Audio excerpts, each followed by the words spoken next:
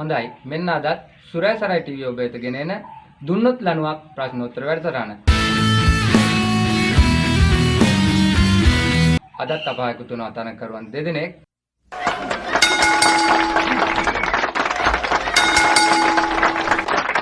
මගේ බත්කනාත පැත්ත නියෝජනය කරමින් අප එකතු වෙනවා ඇමරිකාවේ සෝබෝන් ජාත්‍යන්තර පාසල නියෝජනය කරමින් සුරා ප්‍රශ්නෝත්තර මහතා ආයුබෝවන් ඔබතුමාට. ආයුබෝවන්ට නන්දනීරිය බණ්ඩාර මහත්තයා.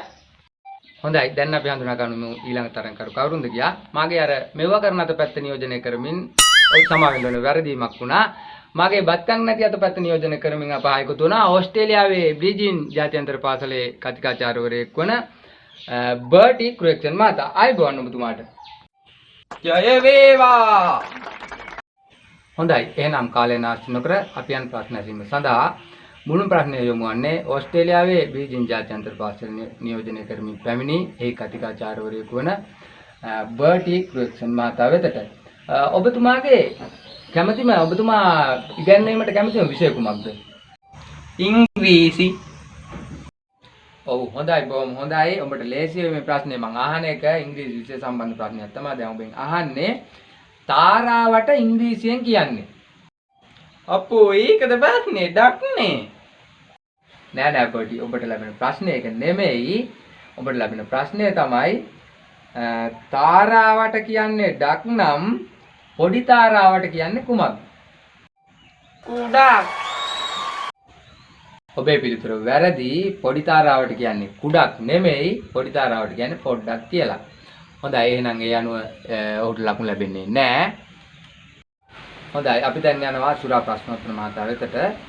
ඔබතුමා පාසලේ හදාරන විෂය කුමක්ද? ඉංග්‍රීසි නැටුනුයි. හොඳයි අපි දැන් බලමු ඔබට ලැබෙන ප්‍රශ්නේ කුමක්ද කියා. ඔබට ලැබෙන්නේ ඉංග්‍රීසි විෂය සම්බන්ධ ප්‍රශ්නයක් තමයි. තාරාවට කියන්නේ ඩක් නම් තාරා ළඟකට ඉංග්‍රීසියෙන් කියන්නේ කුමක්ද? අයියෝ ලඩක් නේ. ඔබේ පිළිතුර වැරදි. තාරා ළඟකට ඉංග්‍රීසියෙන් කියන්නේ ලඩක් නෙමෙයි බඩක් කියලා. සීකේ ඊරිය බණ්ඩාර. ඔව්ව මෙතන කියන්න එපා. නෑ සුරා මහතා. බඩක් කියන්නේ ඉංග්‍රීසි වචනයක්. හොඳයි ඒ අනුව කිසිම තරඟකරුවෙකුට මේ වටේදී ලකුණු ලැබෙන්නේ නැහැ. අපි දැන් යනවා දෙවන ප්‍රශ්න වටේට.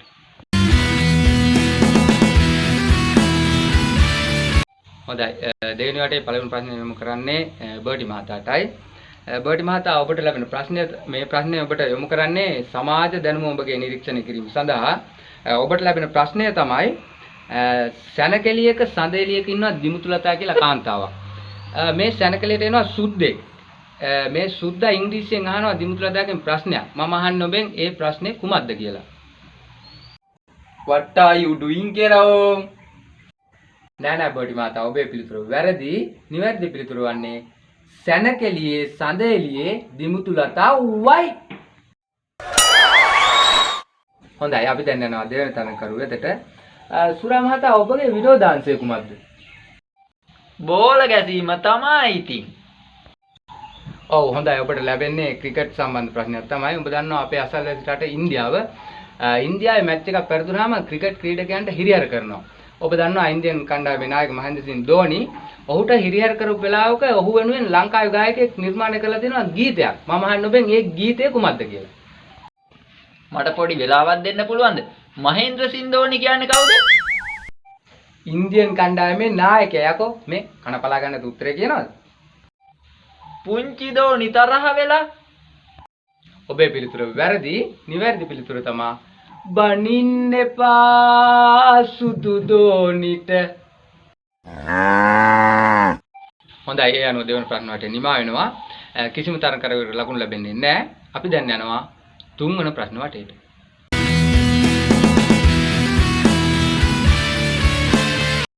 හොඳයි අපි දැන් යනවා තරඟකරු වෙතට.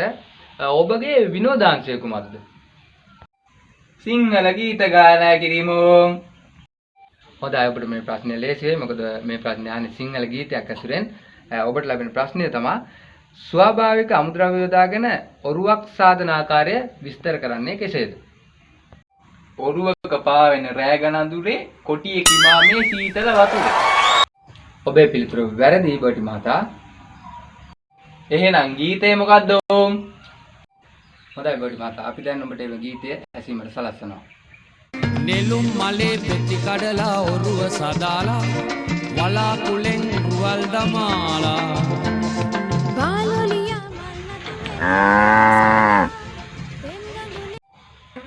හොඳයි අපි දැන් යනවා දෙවන තර්කරු වෙතට. ඔබට යොමු වෙන සුරා මාතා සිංහල ගීතයක් අසුරෙන් තමයි. ඔබ හිතන්න ඔබගේ ගර්ල්ෆ්‍රෙන්ඩ් මැරිලා. ඒ කියන්නේ ඔබ ආදරය කරන කෙනා මැරිලා. ඔබ ගාවට එනවා හොල්මනක් වෙලා සුදු පාට මීදුමකුත් එක්ක එනවා. එන්න දියන්. ඔය ඉතින් සුරා මහත්තයා විහිළු කරනවානේ මේක සජීවී වැඩසටහනක්. මම අහන්නේ එම ගීතය කුමක්ද කියලා ඔබේ. සුදු පාට මීදුම් ගලාලා. ඔබේ පිළිතුර වැරදි. ඔබ කැමති නම් ඔබට කෝල් ෆ්‍රෙන්ඩ් අවස්ථාවට යන්න පුළුවන්. ඔබේ කෝල් ෆ්‍රෙන්ඩ් අවස්ථාවට යනවද? යන්කෝ එහෙනම් ඔය යන්නේ එහෙකට. ඔව් සුරා මහතා. ඔබ කතා කරන්නේ කාටද? බිරිඳට තමයි ඉතින්. ඔව් සුරා මහතා. ඔබගේ බිරිඳගේ නම කුමක්ද? මදන මෝහිනී. ඔව් අපිට දැන් සම්බන්ධ කරලා දෙන්න මදන මොහිනී මහත්මියව. හලෝ මදන මොහිනී මහත්මිය. මම මේ කතා කරන්නේ දුන්නොත් ලණුවක් ප්‍රශ්නෝත්තර වැඩසටහනෙන්. ඔබගේ සැමියා ඇවිල්ලා ඉන්නවා අපේ තරඟයට. ඔබ කැමතිද ඔබගේ සැමියාට උදව් කරන්න? හෙලෝ කවුද තම්සේ කෝපේ මිනිහා? හොඳයි සුරා මාතා ඔබගේ බිරිඳ දැන් ලයින් එකේ ඉන්නවා. ඔබ බිරිඳ සමග දැන් කතා කරන්න. ඔබට විනාඩියක් කාලයක් මේ සඳහා ලබා දෙනවා. හෙලෝ මදනී. මේ ප්‍රශ්නේ මේකයි. මගේ ගර්ල්ෆ්‍රෙන්ඩ් මැරිලා සුදු පාට මීදුමක් වෙලා එනවා කියවෙන ගීතය මොකක්ද අනේ? සින්දුව තමසේ කොහෙද ඔය ගියේ කරවල ගේන්න කියලා මොන ගුබ්බායමකද රින්ගුවේ ඔය ඉස්සල්ලා කතා කරපු නරියා මොකද අද එනවාකෝ ගෙදර පෙන්නන්න මීදුම. හොඳයි හදිසි කාර්මික දෝෂයක් නිසා දුන්නොත් ලණුවක් ප්‍රශ්නෝත්තර වැඩසටහන මෙතන නිමා වෙනවා. ඔබට සුබ දවසක්. ලබන සතියේ නැවත හමු වෙමු. ආයුබෝවන්.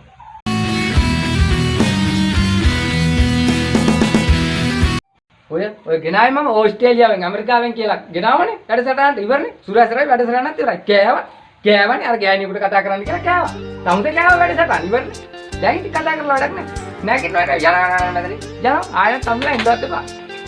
මොකද්ද ඔය තමසේ කෙරුවේ? මගේ චරිතෙත් එක්කම ඝාතනය කෙරුවා. මොකෙන්ද ගෑණියෙක්ද ඔය ගෑණියෙක්ද? ඉතින් චරිතම කෑවා. මදන මෝහිනී. සේපාලිකා මලයි සුදු පාට මීදුමයි හරි ලස්සනයි සුදු